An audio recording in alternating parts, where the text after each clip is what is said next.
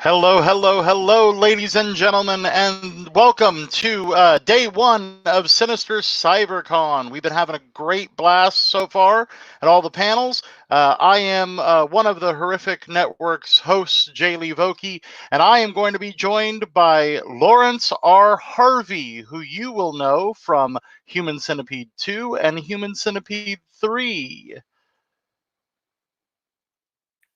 Laurence, Hello. are you there? Hi there. Hello! Yeah. It's a bit How funny. are you doing? Everything's kind of in reverse. It's like looking in a mirror. So my right hand is here on the left. Yeah. It gets a little confusing. My It brain does. doesn't process. Why am I on that No, side I now? know. Yeah. Okay. How are you doing this fine day? I'm doing okay. It's it's the middle of the night. Well, it's like 11 o'clock at night here, so it's not. Oh my Good goodness. day. We've had a lovely day, but it's all dark now. So Well, thank you very much for joining us at 11 you're o'clock welcome. at night. Uh, uh, I want to talk about. I know we're going to be discussing Human Centipede, but in doing research, I found this show that you started out on, I believe, by the name of Parallel 9. Yeah, yeah. Well, I'd Okay. done a show called I'd done bits on a show called What's Up Doc before that, but yeah, Saturday morning TV shows they were. So Can you describe for our American audience? I'm trying to figure out the best way to describe. It was a 2 hour Saturday morning block. Is that what yeah, it was? yeah. What would happen is on traditionally in the UK on Saturday mornings we'd have like a 2.5 hour magazine show. So you'd have like pop acts come on and do the song Promote their and album. be Yeah. interviewed, and then you'd also have cartoons and so on. So the ITV one I did called What's Up Doc, the one I started out on, that was obviously it had a lot of Warner Brothers cartoons. It's where the animated Batman was first shown in Britain. Uh, Oh, but what they do is like you'd get a half hour or 25 minute uh, animated show, but it'd be split up into 2 or 3 segments. So yeah, we had the animated Batman and Animaniacs on What's Up Doc. Uh, Another one, the one that you mentioned, Parallel 9, that was a BBC show. So that was, um, yeah, it was kind of older cartoons and Tom and a lot more Jerry, I pop. noticed, was on there, and Right. Okay. Yeah. Yeah. Yeah. So I had not. We unfortunately in the United States we didn't get a whole lot of entertainment like that on our Saturday mornings. We just had our cartoons, right. and I love the format of the 2 hour block, and so I went down a weird rabbit hole and started watching a bunch of episodes of Parallel 9 Oh, right. recently, Okay. Okay. Yeah. and that I could anything that I could find. That's why I wanted to bring it up to you. That I'm like I found this fascinating. I don't know Well, why, but well, the 2 hour with the two, with having such a big block, the east was like a strand through it would be like a drama section that was with the cast of that show. So in Parallel 9, we were meant to be on an alien planet monitoring Earth. So yeah, that's and occasionally we'd bring sort of guests up to the planet to interview them and so on. So that's that's yeah, that's the kind of idea. So on Parallel I 9, I was a little green man. So you were the little green man is how yeah. you're. So Um, ha, I know that you've been asked this numerous times. How What was the audition process for you for Human Centipede 2? How did that come about? You being cast in this? Well, my agent got a phone call. Well, I got a phone call from my agent saying that some people wanted me to be in a porn film. I just couldn't understand why. I had done a theatre show called The Man with the Absurdly Large Penis, but I thought it might be typecasting. So they um, they heard about you, sir. yeah, yeah. Well, if I'm going to be typecast for one thing, it's but no. So when he said he went on the website and it said Adult Entertainment Amsterdam, Six Entertainment, and all that, and so I asked him what the title was, and he said Human Centipede 2, and I'd heard of the first one, which wasn't on general release at that time, but I had read reviews of when it was on at Fright Fest in London and Fantastic Fest in Austin. So yeah, I told him to get back in touch with them and set up an audition. And so on the day of the audition, I went down to London, and in the morning there was a screening of the first film, which I hadn't seen until then. And then about an hour and a half later, I was in an audition room, just doing an audition for in front of Tom and Ilona. So, and I just really, we got on like a house on fire, and I just hoped that they would cast me as any part, but I didn't think that it would be the main one. But lo and behold, that's what it was. So yeah, Yeah. great. I've seen that you've Whatever. compared the first one many times to the Texas Chainsaw Massacre, which is for me that was a Have I? videotape that you had. I've noticed in a few interviews But about describing it specifically as an underground film that like teenagers dared each other. Oh, have you heard of oh this no, film? I was talking about in the UK, the kind of yeah.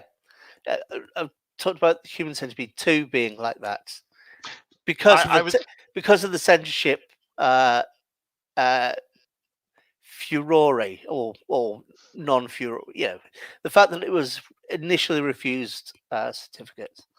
So yeah, it becomes one that teenagers say, Have you seen that?" And they pretend to have seen it when they haven't. But yeah, I well. mean, but the same can be applied to the first film as well, because uh, people when we were shooting the second one, people were posing in the three uh, parts of the centipede in photos on Facebook at that time. So it's starting to become a kind of cultural phenomenon. And then it was Yeah. on Beavis and Butthead and so on after that. So yeah, it's sort of. So yeah, go on, go on, No. carry on with the One question. Sorry. one of the big things that I wanted to bring up in the parallels of that, I understand the censorship issue, but one of the other big comparisons is we're very used to the first movie was a wrong place, wrong time type story. Yeah. We've gotten that from several horror movies over the years.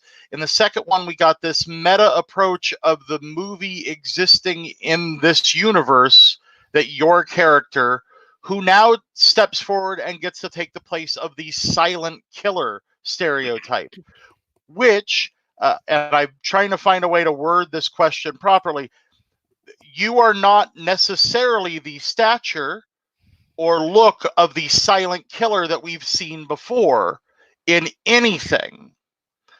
Was it always did they go after you specifically because of you being so different than the normal quote unquote mad quiet killer that we've seen in the past? Um, I think they just wanted somebody that was physically the opposite of Dieter initially, so that so that the main character would be so far removed from Dieter's portrayal of Dr. Heiser in the first film. So it was more about that kind of contrast rather than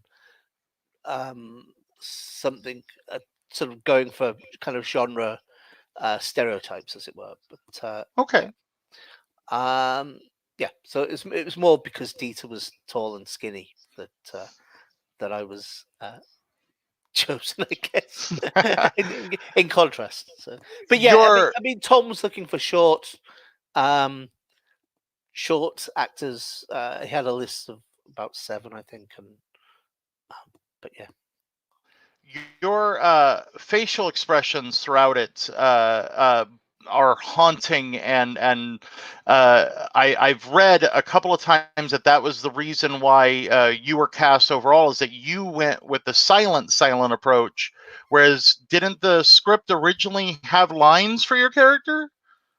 Yeah, I mean, Martin. I mean, there's a few moments in the initial, not initial script, but when Tom was talking it through scene by scene at the audition, where Martin would have lines and he was imitating Dr. Heiter from the first film. Um, but also when we were running through other scenes, like Martin getting bullied at work, or um, the rape scene, or when his mother confronts him and rips up the scrapbook. Um, you know, Tom was always talking about Martin as not saying very much, um, and and so when I was doing the audition, I just uh, didn't speak, but sort of Tom thought that I managed to convey enough without speaking, and so decided to scrap the idea of Martin being seen to speak on screen. I mean, there's references to him talking throughout the film in previous kind of off-screen moments, but yeah, so you never see Martin talk on screen. But it's obvious he's Uh, obviously ringing up the agents for the actors, and has obviously mentioned his love of the Human Centipede to, say, his mother and the doctor, kind of thing. So yeah, he has to yeah, speak somewhere. We just never get to see it. to see it on, yeah, it's just not within the film, kind of thing. So You give a tremendous performance as far as being put upon, and us giving, for lack of a better term, sympathy towards Martin throughout almost the entire film, until we get to uh, the brutality is one thing. The majority of the people who you give the brutality to, you have shown us, have helped put upon you, society speaking. So when we get to the rape scene, for lack of a better term, that's where we have that moment of switch from we sympathize and we almost put ourselves into good for him getting those people, yeah. and then that happens. As an actor, what is it like Well, with that hopefully it brutality happens. spit? Yes.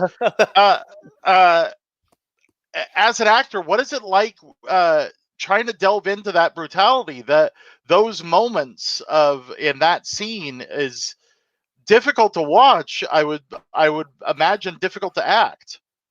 Well, I mean, you've already seen quite a lot of brutality from Martin before then.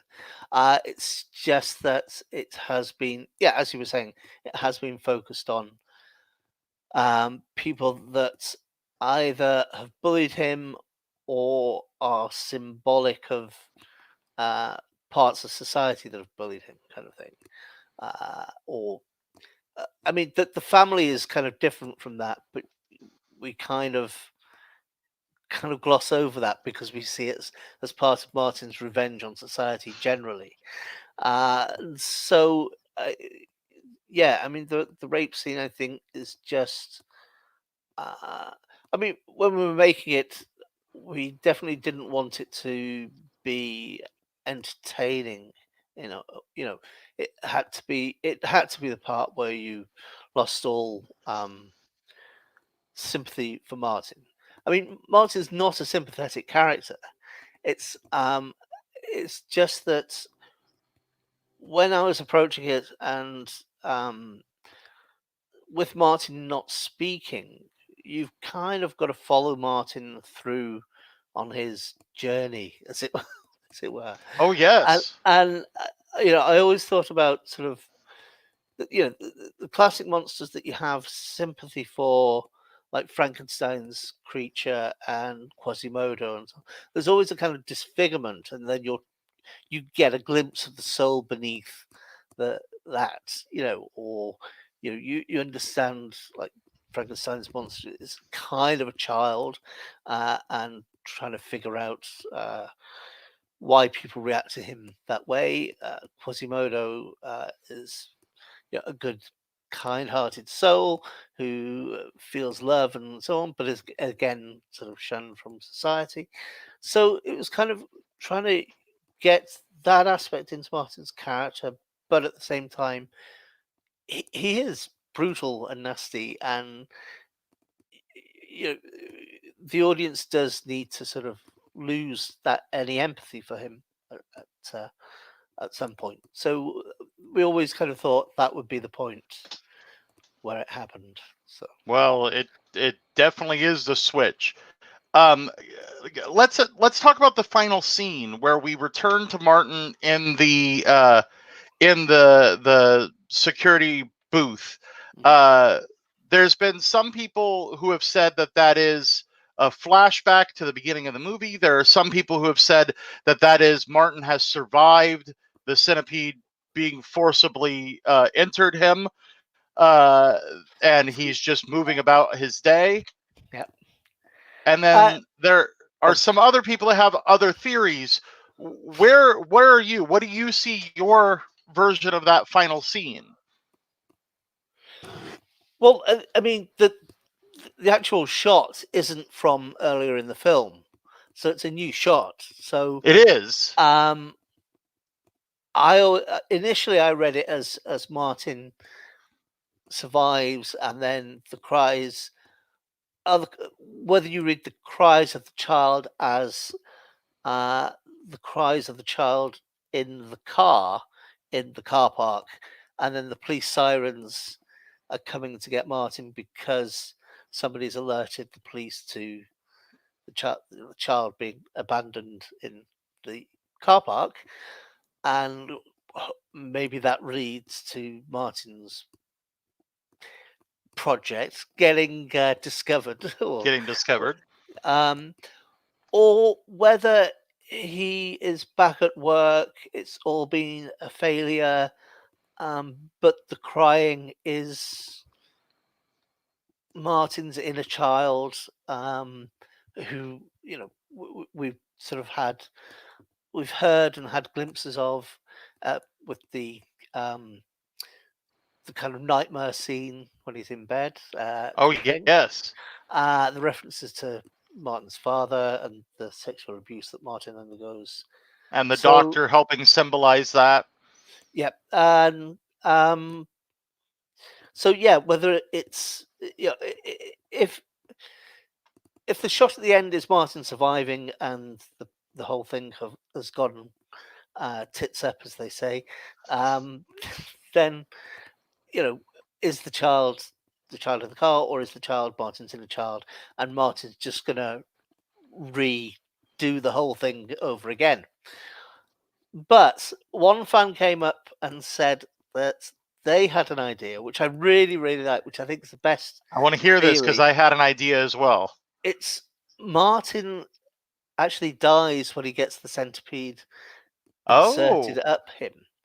And what we're seeing at the end is Martin, as he's dying, going back to his happy place. And watching the movie. so the end shot is in Martin's imagination as he's dying.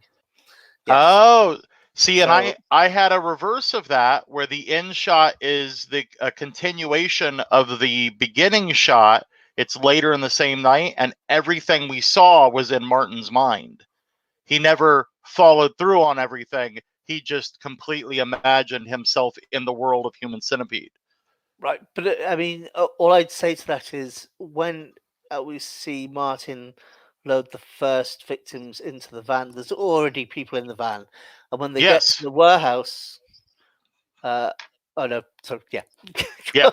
Oh that's it. yeah. No. No. No. Yeah, no. Uh, I let's move to Human Centipede 3, the final sequence. Yep. The idea of first of all, I love the brilliance of, in a second film in the franchise, treating the first film as existing in the world of the second film, Yep. and then moving forward to that and going, well, here we go, we'll go it on a bigger scale, and we've got the third movie treating both of the first two. And Dieter even drawing into the fact that you look like the guy from the second movie. Yes. Yeah. When you got this script, as an actor, how much fun is it to go, A, I get to play in this world again, but B, I get to somewhat poke fun at and somewhat raise up the movie I was just in? Well, I mean, but even before we got the script, Tom had already told me or pitched me the idea and said, it's going to be you and Dieter as the Laurel and Hardy of horror, coming back playing completely Perfect different description. characters, and it's going to be politically incorrect and rather than it's not going to try and outdo the gore. So this is what we knew before going in, and I think so. Yeah, I think it was fun and interesting from that point of view. So, and it was great to work with Dieter as well. So, yeah. The Laurel and Hardy of horror is a terrific way to describe the two of you. A comedy version of Adolf Hitler and Dr. Mengele, with you playing Dr. Mengele, is another description. I've had people describe in reviews that in Human Centipede 3, you play the most sympathetic character. And I keep reminding them, but it's all you. It was your idea. Yeah. You even get mad. You're almost the worst big bad of that situation. Well, I mean, that was always deliberate from Tom's point of view, because it's the planners of the final solution, the people that were behind the logistics of it all, that were responsible for the Holocaust far more than the actual prison guards or so. So oh yes, so that's a kind of nod to. So yeah, although Martin is a sympathetic character within that office, in the whole picture, he's actually the most evil and horrible character there. Oh yes. We've got a question. Next year, the Human Centipede 2 has a 10-year anniversary. Did you expect this film to have a historical impact on cinema, good or bad? Well, when I saw it in the cast and crew screening, I thought it'd be. I was really pleased with it and thought it was very good. I thought it would be a kind of one of those films that people, some people would have it as their favorite, or be one that people would like. And it just seems strange that even 10 years later, we're still kind of talking about it. So, and yeah, it kind of had a bigger impact than I expected. But at the same time, I think all three films are very different from the traditional kind of horror franchise kind of stuff that we've got at the moment. So yeah, for that reason, I can understand why people still like them. So,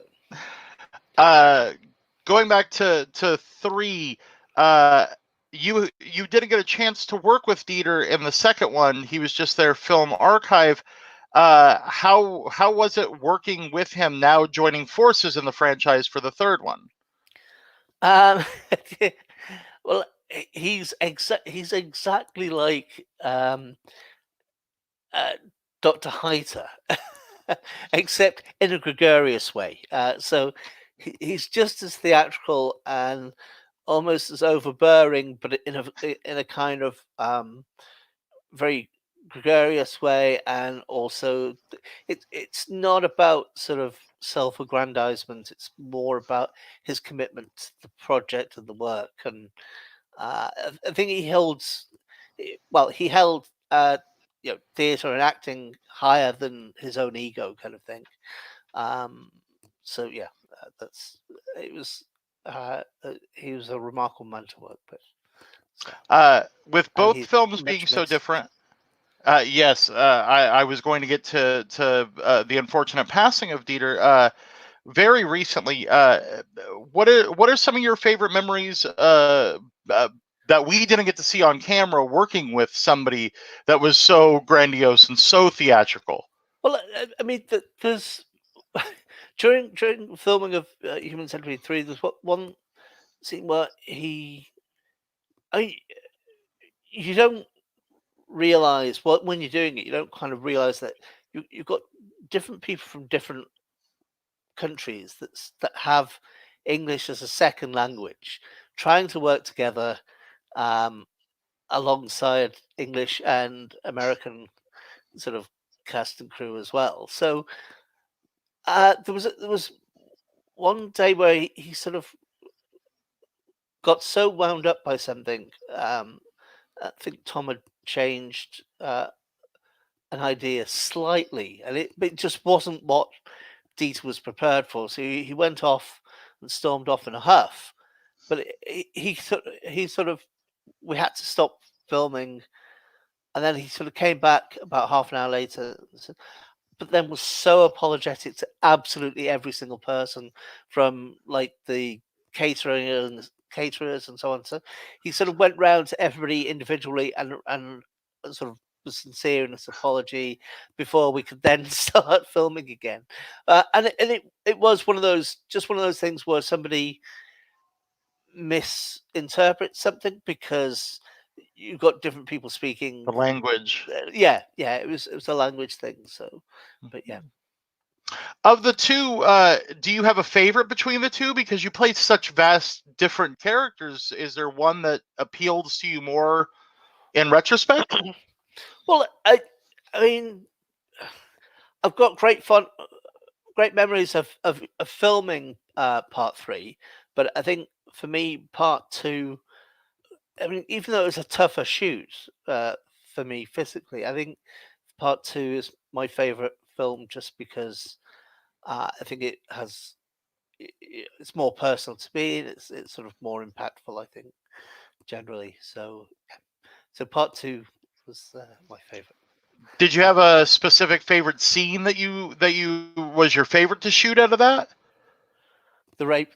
No. um, no, I had my worst scene, which is outside in the rain, outside of the warehouse in the rain. That was the absolute worst because it was like 2 or 3 days of stupid rain machine and Of just downpour of fake rain it's on you? horrible. Yeah. So yeah. Now, for an actor who started out children's programming and then moved into horror, you've been Well, since there the was a Human Centipede. decade between. Well, but since doing the Human Centipede franchise, we've been noticing a lot of the shorts that you've been in and some of the post-production that you've got going. Very much the horror genre loves to hold on to people and raise them up. How are you feeling now being a part of this genre and being asked to be in conventions and cyber conventions and everything? Is this a change of pace for you? Well, I mean, all through my career, there's been kind of different changes. I mean, I started out in the kind of fine art world, so kind of performance artist, and then was writing reviews and stuff, and then sort of moved into kids TV, then theatre, then doing adverts internationally, and then along came Human Centipede 2, then doing conventions, and then I guess at the moment, film wise, it's mainly kind of low budget British horror films, and but then I sort of also got this kind of well, it's not really a sideline, but in tandem with that, I'm doing a lot of work with Cadabra Records, who release kind of Yes. spoken word stuff. I was going to ask you, can you give us the link to where we can find this? Because I've heard about this and I want to find it myself so I can hear what you're doing with Okay. this. Well, I mean, Cadabra Records are a spoken word label in the US, and they release like really nice. They produce really nice records of like they do a lot of H.P. Lovecraft stuff. They also release audio dramas by Bleak December, who is Anthony D.P. Mann and his Canadian group. So I did recently did The Wicker Man, a audio drama for Bleak December, which will be out on vinyl from Cadabra Records later in the year. I've got a version of I've got a reading of Spurs, the Todd Robbins short story that Freaks was based on. Oh, wonderful! So that's coming out from Cadabra, and some Alice Crowley poems are just about to come out. But yeah, it's cadabrarecords.com. There's a shop and everything. Wonderful. We have another question. Are you afraid that the Centipede films are going to typecast you as a heavy? No, because I've played other things. I know probably Human Centipede 2 is the most famous film or most widely known film I've done. But in the UK, because Attack of the Adult Babies is on the horror channel quite a lot here, I also get recognised for that as much as Human Centipede 2. And any kind of fans of Astron 6 know that I was in The Editor, which is on Amazon Prime at the moment, I think. So if you check that out. Yes. And I think James made Frankenstein Created Bikers available on Vimeo if you're on Facebook and saw that. I think. I believe it's available to rent off of Amazon Prime Video as well. Oh, right. Okay. Because I just recently got Frankenstein Creative Bikers, so that way I could talk to you about that as well. Okay. We have another question. The color version of Human Centipede 2 seems to divide the fans. I love how it turns the tone from straight horror to grand black comedy. What are your thoughts on the color version? Okay, I always think the color version looks like, in like Little Otek or other kind of Jan Svankmajer films, and it's the non-fantastical bits. It's the kind of everyday bits. It kind of reminds you of that kind of Eastern European black comedies. Than I mean that there is that kind of. I get the point that you made, but yeah, it kind of reminds me of Eastern European things. Is there a version of the? I mean, A, do you rewatch the Human Centipede 2, and B, do you watch the color, the black and white? I mostly watched the black and white. The last time I rewatched it was the color one because Starburst International Film Festival was doing a screening of the color one, and I was doing a live commentary here in Manchester, just literally before the lockdown. Right before. Place. Yeah. So. Speaking of being typecast as a heavy, there's a short film that I watched you in called Call Girl, that they take that and twist it on its head. I absolutely adore your performance in that. That was a very quick little film, but told a story very large, very fast. Do you feel that you like doing short films, or is the work not changed no matter the length of the film for you? I think the work changes if it's like a big role, like Human Centipede 2, because Martin's in every single scene. It's obviously a bigger kind of more demanding kind of thing to take on than say a film that I'm just in a cameo in, or something like BFF Girls, which was fun to do, where I'm a cat, so I'm just doing the voiceover for the cat. So yeah, and that was a short. By Brian. I never. I Lanono. He's gonna. I I will butcher it. Lanano. I can't say it. Lonano or whatever, something like that. Sorry, Okay. sorry, Brian, for slaughtering your name. So Between yeah, it's not a question of whether it's a feature length or a short that sort of is important to me. It's kind of the character and what kind of fun or what kind of challenges it's gonna give me. That's what Well, I'm interested in. speaking of fun challenges, I'm looking at your IMDb, and we've got several post productions and pre productions, and I understand that pre productions A lot are of them aren't gonna happen. yeah, Yeah, because of the world we're in now, pre yeah, production things may not exist anymore. But the post production, we can hope, are far enough along that they will come out. Uh, yeah. of those, what are some projects that you're really looking forward to us getting to see?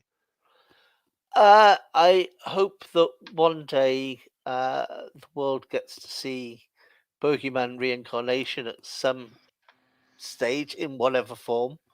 It was film I shot. It was directed by Uli Lomel, um, and yeah, just there was an idea to turn it into a pilot of a TV series, but I don't know what's happening since Uli died. I think it's in limbo. Um, but other than that, I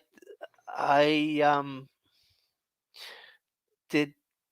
There's a couple on the IMDb. There's a couple of films um, directed by Jason Wright.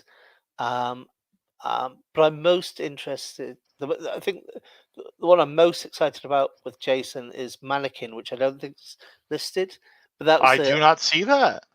But Jason directed Tortured, which I have a cameo in, and um, Zombie Wars, or something like that. Zombie Wars, yes. Yeah, which is an anthology film, and I just provide like um, the linking structure. So, Material.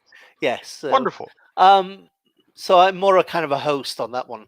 But yeah, Mannequin's a kind of slasher style film uh, set in the British countryside, and and that was fun to work on.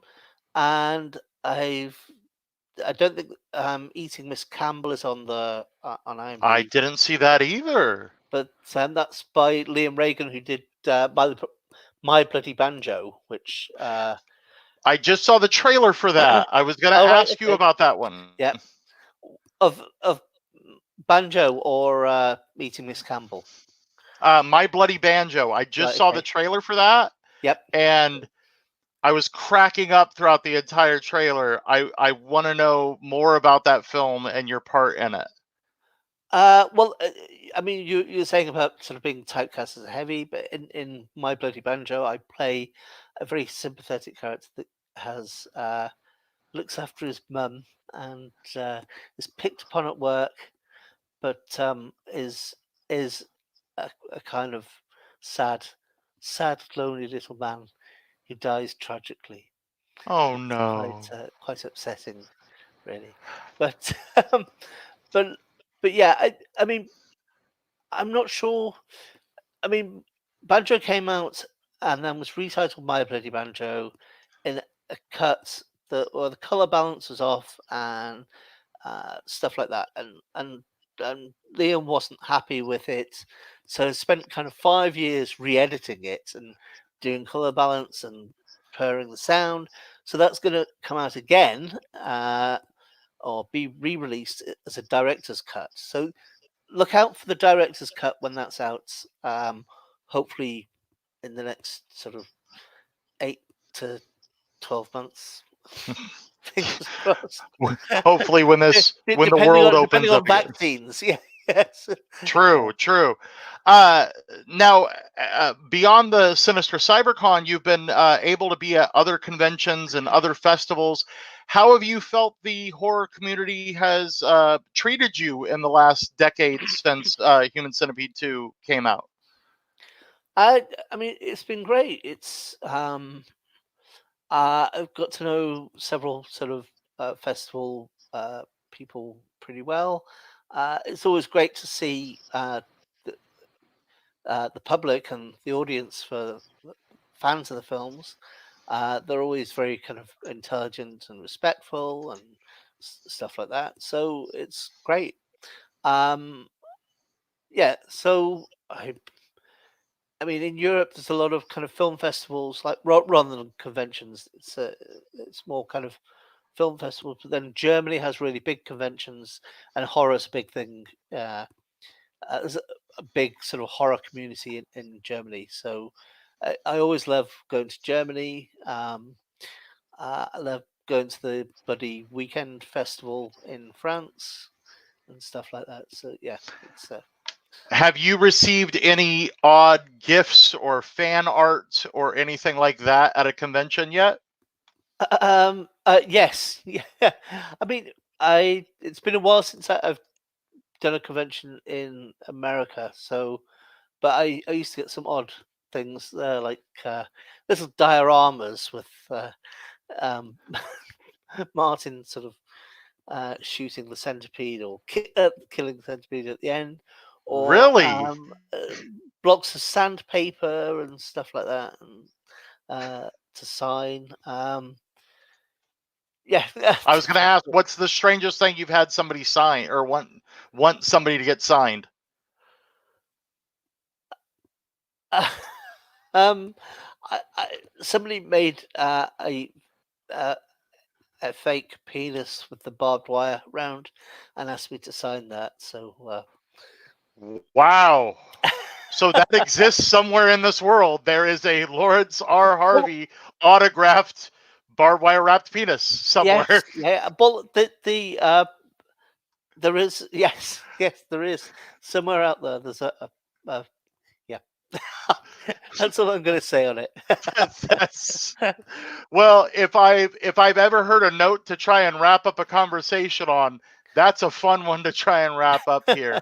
We're right there at our time. I want to thank our amazing guest, Laurence R. Harvey, who you know from Human Centipede 2 and 3 and the Attack of the Adult Babies, The Frankenstein editor created and yeah, Bikers, the editor.